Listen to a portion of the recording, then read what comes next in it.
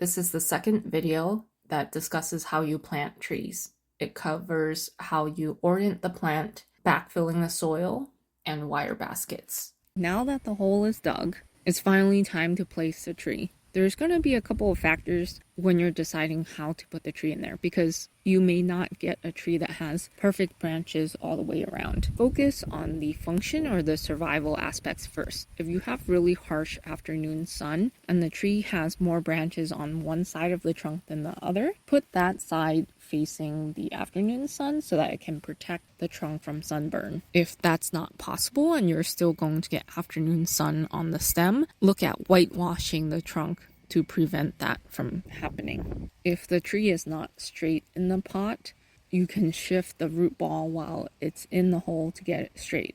Otherwise, that tree will straighten out over time and any lean or any difference will not be noticeable in several years. If sunburn is not an issue, then you might do the opposite. You might put the bare side of the trunk towards the sun because that's going to stimulate more growth and more branching on that side. And if there are no issues otherwise, you can also look at the tree from the perspective of the client or whoever is going to be looking at it the most. If they always look at it from a specific angle, you can place the tree so that the best side of the tree faces that way, so it's aesthetically pleasing. But this should be secondary to the other things I mentioned. Okay, now you're on the last step of finishing the planting, which is backfilling. Backfilling means to put the soil that you pulled out of the hole back in the hole, and that soil is also called backfill. Just having that soil loosened up is good enough.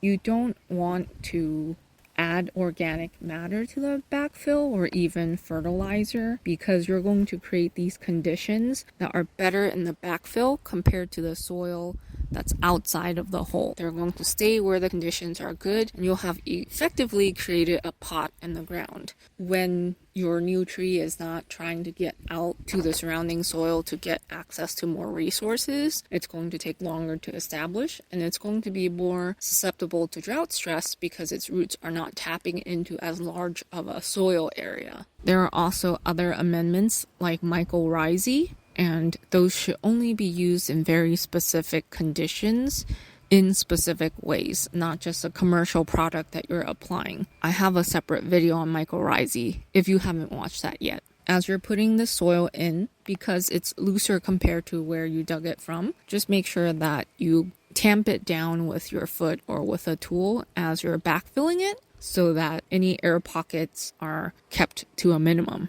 Unless you were planting a bare root tree, chances are you have extra soil. This extra soil can be used to build a berm just larger than the root ball. That way, when you're watering, the berm will keep the water inside directly over the root ball and a little bit into the soil outside of it. That will promote more root growth into the surrounding soil.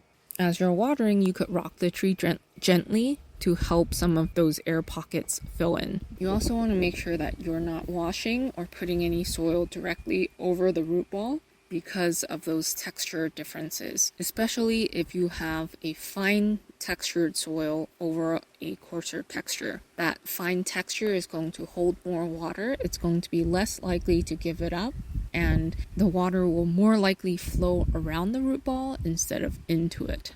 And lastly, you may encounter wire baskets in certain situations. This could be with ball and burlap plants to keep the root ball together. This could be gopher baskets. These baskets are often left on when the tree is planted, and there doesn't seem to be a real consensus as far as how much damage they cause.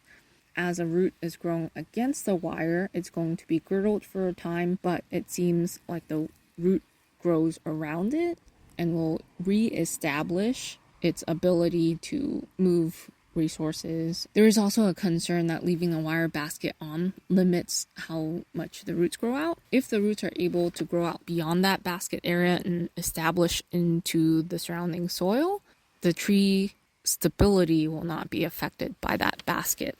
In general, it's going to be good to remove part of that basket and part of the burlap. Even if burlap is biodegradable, it still takes time and the roots may be affected until it actually degrades. If you're looking at removing the baskets from your plant, you could set the plant in the hole first start backfilling it, and once the tree is stable enough, peel down the burlap and the wire baskets and backfill more soil over that material. That way you don't risk taking the basket apart and having the root ball fall apart and damaging roots before you're able to finish the planting. If you are planting a tree that's growing in a paper mache pot, it's probably better to take that pot off because it's going to be hard to rehydrate, and it does act as a barrier until the paper is able to break down.